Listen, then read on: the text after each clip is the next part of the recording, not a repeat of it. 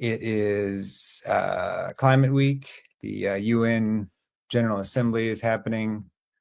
And so we wanted to lift up a liturgy. This liturgy tonight is coming from the book We Pray Freedom, which is just released from the Cairo Center, edited by Sharon Kribar and Reverend Liz. So I've invited a few folks in the Zoom room here to help me with this, but I'll get us started. And if you could, Amanda, help us with the slides, that would be great. So this liturgy was originally written by Reverend Chelsea Macmillan and Reverend Micah Busey, who was here last week, I think, Reverend Busey. Both leaders are based here in New York, and they wrote this for a Green Faith protest against J.P. Morgan Chase a few years back, where they were opposing the bank's immoral funding of climate chaos.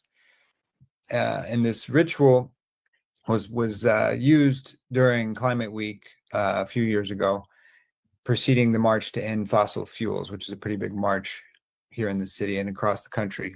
And they used a people's mic to do call and response. We're going to try and reproduce that here at the Freedom Church of the Poor tonight. But again, these liturgies, these prayers, these resources that are in We Pray Freedom are resources from our people, from our movement, from our Freedom Church of the Poor community. And they are to be used and in the way of justice, in the way of resistance, in the way of gathering our people, in the way of peace and love and freedom. Okay, so we're going to get started here with the first opening invocation, and I think everyone may know their part, but I can cue you too. I think reader 2 is Joanna. We gather today in fear and in hope. We gather in awe and in lament for the wonders of our natural world. We gather in anger here in the belly of the beasts. As the burning of fossil fuels destroys our planet, we refuse to allow the fires to destroy our belief that there is another way. As we gather on ancestral lands all across this Turtle Island, we honor the power of Indigenous care for our planet, and we commit to embodying this communal care ourselves.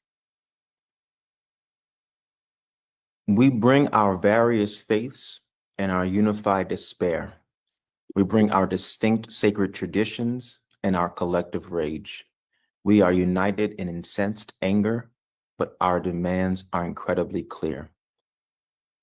We demand that you put an immediate end to new fossil fuel projects and deforestation.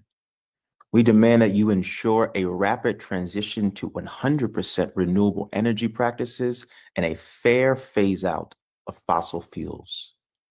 We demand that you commit to a just transition for impacted workers and climate vulnerable communities.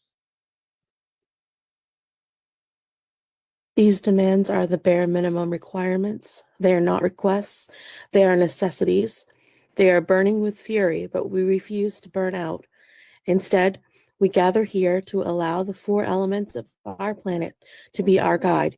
Each of these elements, earth, air, fire, and water, contain wisdom, but they also contain warnings when they are out of balance.